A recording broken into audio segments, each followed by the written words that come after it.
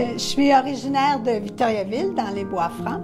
J'habite Montréal parce que mon atelier est là. Mon atelier, c'est mon ancrage, mon port d'attache. C'est là que se passe tout ce que je vis de très, très important dans ma création, on s'entend?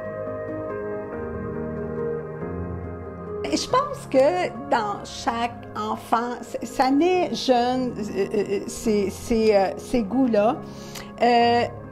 Peut-être parce que les enfants, les adolescents ont une sensibilité ou une attirance. En tout cas, moi, j'avais une très forte attirance pour le dessin au primaire. J'adorais les vendredis où on avait du dessin.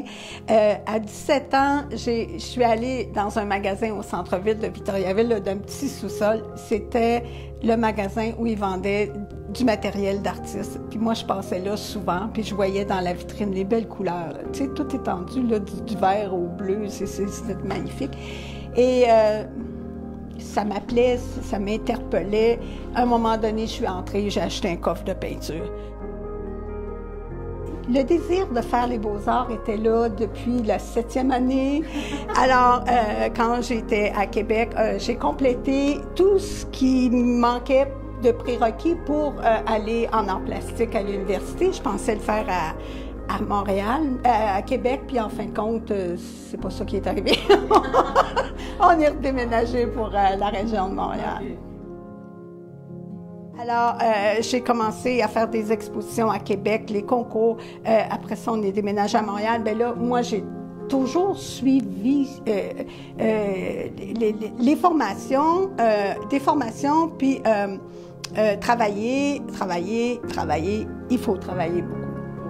Et puis là, les symposiums sont arrivés. J'en ai fait plusieurs. Et aussi, je répondais à des appels de dossiers pour des expositions dans des lieux comme ici.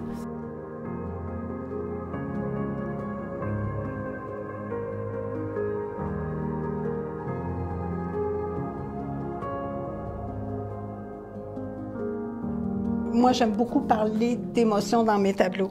Et les maisons vivantes, parce que je prête à ces maisons-là dans mes tableaux, dans cette série de tableaux-là, les mêmes émotions, le même ressenti ou des situations qu'un individu peut vivre. Alors, c'est pour ça que j'ai appelé ça les maisons vivantes.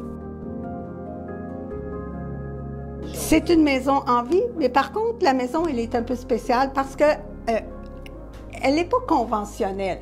On ne voit pas nécessairement de porte. Il n'y a pas nécessairement de fenêtre. Le toit n'est pas nécessairement proportionné avec la hauteur, la largeur de la maison. Bien souvent, la maison a une devanture qui n'existe pas. Moi, je la personnalise, la maison, comme je me sens à l'intérieur quand je la fais. C'est de l'interprétation, c'est des symboles. Puis, j'utilise ça pour essayer d'arriver à créer une atmosphère, une émotion. Tout ça contribue à créer une ambiance qui va amener la personne qui regarde à ressentir quelque chose. Ça se peut que ça ne touche pas le spectateur. Ça, c'est très possible. C'est pas grave.